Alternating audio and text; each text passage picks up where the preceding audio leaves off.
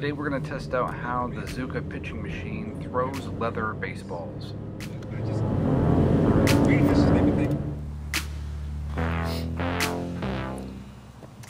Alright boys and girls, today we're going to talk about the Zooka pitching machine. Here I am starting it up. You need to type in a password and then you need to set the settings and give it its percentage of which it will throw.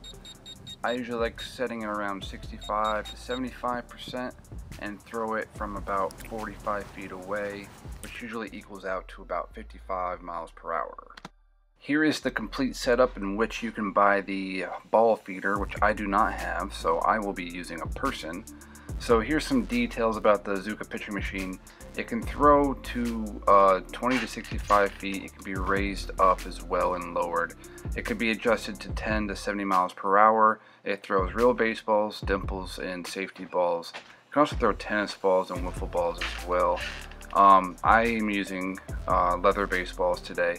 Here's some more stats you can look over, the battery life and such. And here is a similar model. It's the sister model. It actually throws slower and doesn't have as much juice in it, so I would recommend those styles for Little League.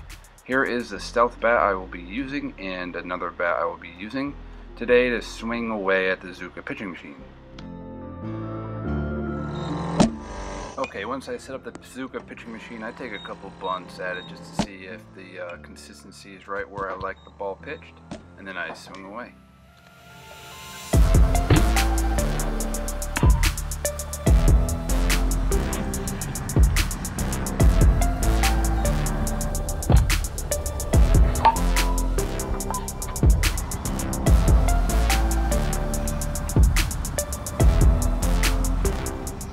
Here it shows me getting really out in front of some pitches thrown to me. I am actually trying to pull everything away from my girlfriend who's throwing me the balls through the pitching feeder, and I'm making sure that everything goes to the left side.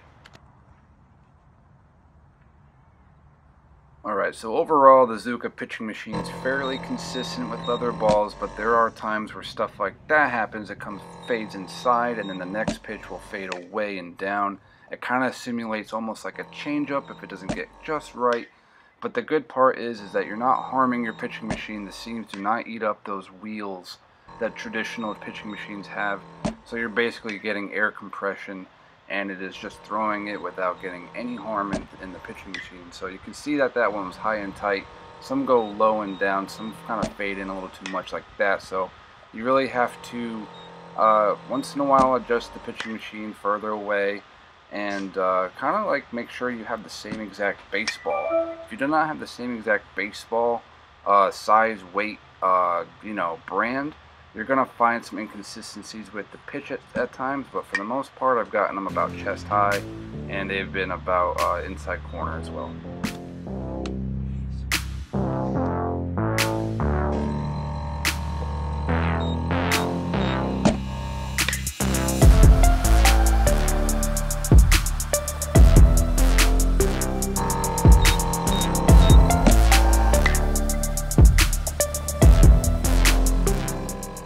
Here you're going to hear the sound of the Rip It baseball bat, and I do not like the sound of it or the feel of it. The Stealth was by far the superior bat of the two.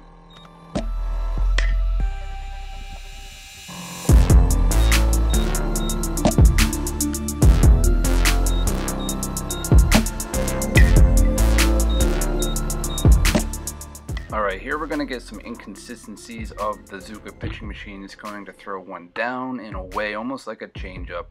The very next pitch is going to be high and tight, and I would not recommend an amateur baseball player to be using the Zooka pitching machine at high speeds. You're definitely going to want to get it tested out and throw it on the outside corner more often, just so you avoid a child being hit. Unless this child gets on your nerves, and just throw them in there and pretend you never saw this video. This pitching machine kicks ass. It is awesome. I've never had anything so cool in my life.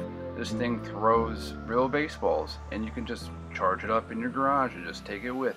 So I'd recommend it to anybody. Here is a very poor attempt at what I call a GoPro through taping a camera to my helmet. It did not work out. I will do better next time with that. Here's a few calluses on the hand that shows you that I've had a very productive baseball day and very happy. And shout out to my wonderful girl throwing me some pitches and her daughter Jenna. Until next time, peace!